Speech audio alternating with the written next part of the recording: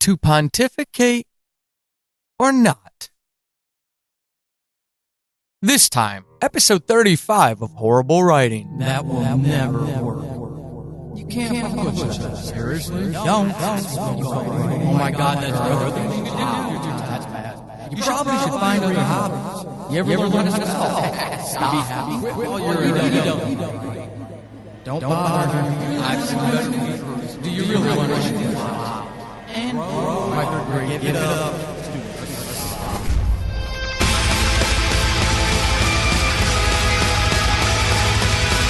Welcome to Horrible Writing, the rawest, most candid, in-your-face writing show on the interwebs because none of us have time to suck. Let's do this.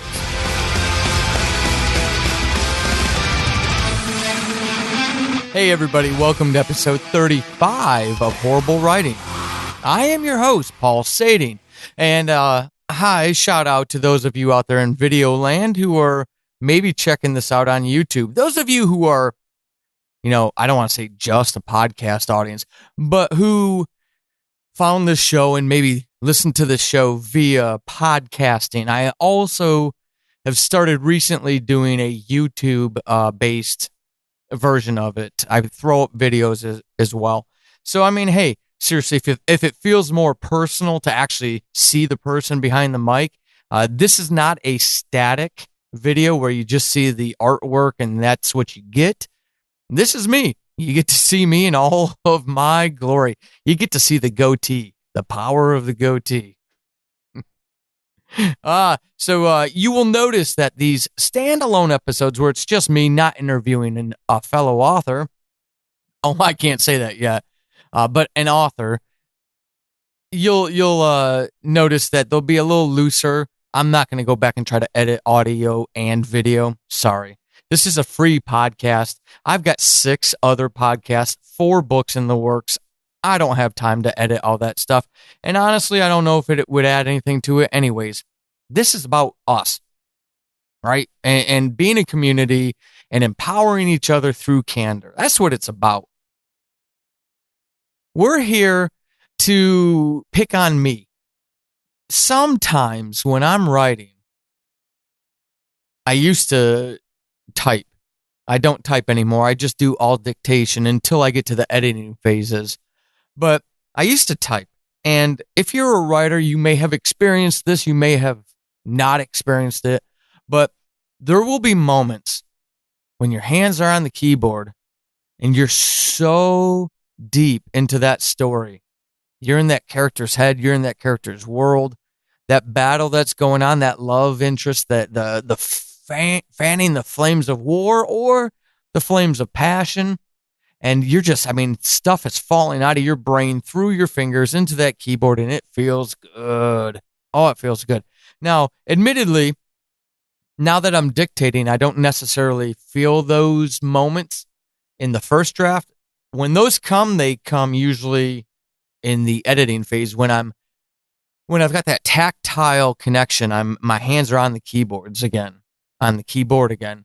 So I don't necessarily have those in dictation, but those are wonderful moments. Those are the moments that I think writers live for, that we breathe for. That's the stuff that we really like. We just want, again, constantly chasing that feeling. It's a drug. It's a high. And in those moments, we can be pretty clever. Or, for those of you on the YouTube feed, you can see me smiling. We think we're clever. I do that all the time. I know I'm a butter knife in a drawer full of steak knives. I am not the smartest person out there. I never hoped or aspired to be. I never aimed to be. I just kind of wanted to know about the world around me and what makes people tick. And I think I've got a pretty great handle on people and their motivations, a lot better than a lot of folks I see out there. But that's not here nor there. It doesn't make me smarter either, by the way. But when I read my writing again in the editing phase, oh boy, it can be interesting. It can be very, very interesting. So I wanted to share an example with you. As I was going through the 12 Deaths of Christmas, my horror anthology that will come out for the holidays in 2018. For those of you listening in the future, you can go grab it now. For those of you listening in present day, it will be coming out. I will put it up for pre-order in the fall. One of the stories I grabbed a line out of because I just read it and I said, what? Why do I do these things? And I want to share it with you because this is called horrible writing and whining. Because a lot of people who don't get what we do, they think it's whining. Writers are high maintenance. We're needy, right? Because they don't get it. They don't do it. So I wanted to read this for you real quick. And for those of you in the video feed, you can see, I'll give you a clue to what my favorite beer is. Those of you listening via podcast, you're out of luck. You're going to have to go look at the YouTube. But I wanted to read this for you real quick. I think it'll be interesting. Above, the night grew black. Underneath that expansive cover, the trees stood tall and proud, like menacing sentinels, ushering Kelvin in the direction they wanted him to go, regardless of his desires. Now, I'm bad about overwriting. Chasing the Demon is on its way to the world. Very, very close. And when I finished the first draft, it was 91 or 92,000 words. The editor helped me, and that was painful to get it to that point. My editor helped me get it lower. And in fairness, it was the first time I adapted a podcast into novel form. I took the scripts from the first season of Subject Found and wrote a novel, adapted that for a novel. So there was some mechanical problems in that. But anyways, I was at about 91,000 words. We got it down to about another 80. We got it down to about 87,000 words. I really worked hard to get it down to about 85,000 words. And again, that was really tight. So when I went back through the stories in 12 Deaths, obviously as a first draft, there was a lot of overwriting. And that is just an example. That was one of those things that fell out of my brain, and I'm fist pumping. I loved it when it came out. But then in the editing phase, I'm digging the Black Knight. I'm digging framing it as an expansive cover where the trees are jutting up into the sky as menacing sentinels. It's a horror story. I wanted to create a feeling of ominous regret, ominous premonition, I guess, if you will. So I wanted the trees, even though they had no part to play in the story, I wanted the reader, I wanted that character to see that world in that frame. And I can still see it now as I'm recalling it. Those of you on the video, you can see me looking up into the sky and I'm imagining it. It's part of the world out here in the Pacific Northwest. And when you go hiking, you can see a lot of these kind of worlds or these places.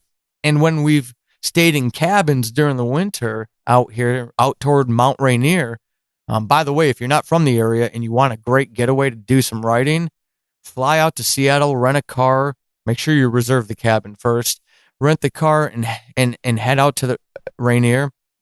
Talk about some great winter writing. But anyways, I digress.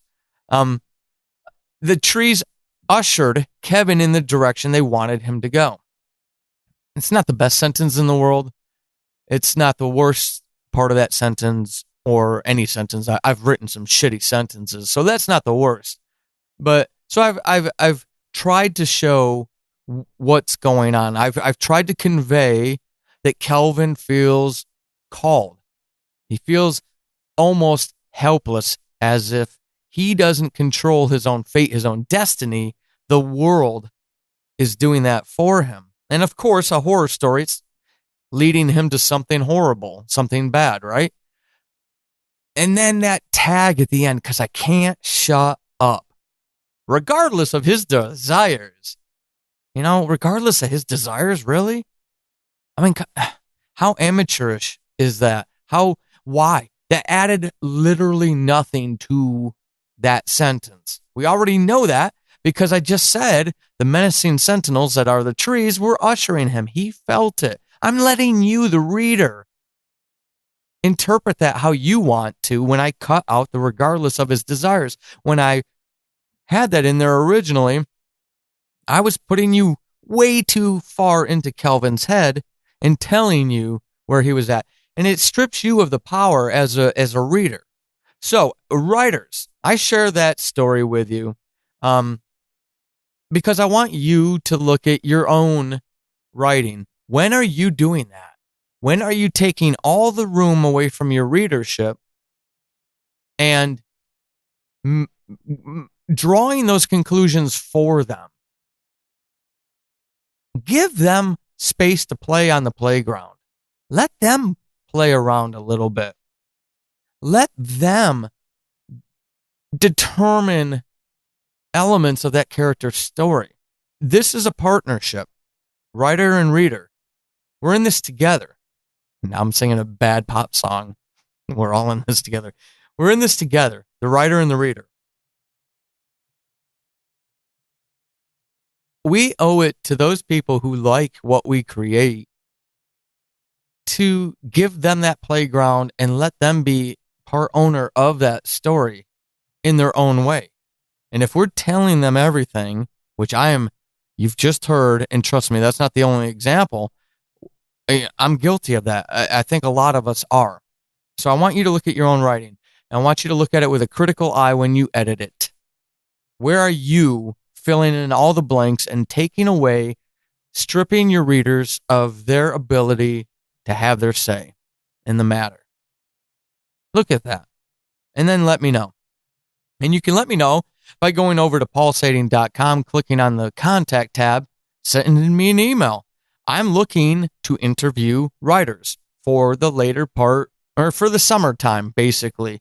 So if you've got something coming out in the summer or early fall, I need you to contact me now so I can make sure I get you in at an appropriate time to help you not only come on the show and talk about something important, an attribute, a struggle, a journey that you've taken to help other writers.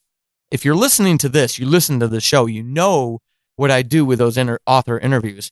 So speak up, share that piece of your story. And of course, if we can time it out where you're able to talk about some of your work at a time that'll, benefit that work and you, hey, cool.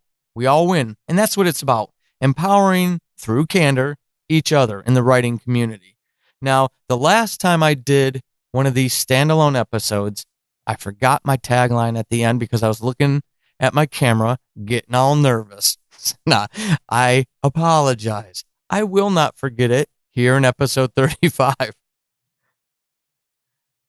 Before we get out of here, go rate and review the show. Please, please, please. I do not have enough of them. If you are listening to this show and it's growing every single month, thank you very much. But if this show benefits you, if all those wonderful people who come on the show and they share their stuff with you benefits you, please take some time to leave a rating and review so other people can find this show and help them as well. Next episode, I'm going to have a poet, Lorna Rose, another Washingtonian, coming on the show. She's going to talk about being a mother and how that affected and changed her writing. So that's going to be very interesting. I had a great time talking to her about that. So until that episode, see, here it comes. I'm not going to forget it. Keep being epic. This has been Horrible Writing, and hopefully after this episode, you suck less than you did at the beginning. I am Paul Sading, your host extraordinaire. You can find me over on the Twitterverse at Writing Horrible and over at paulsading.com/horrible-writing. Until next time, suck less.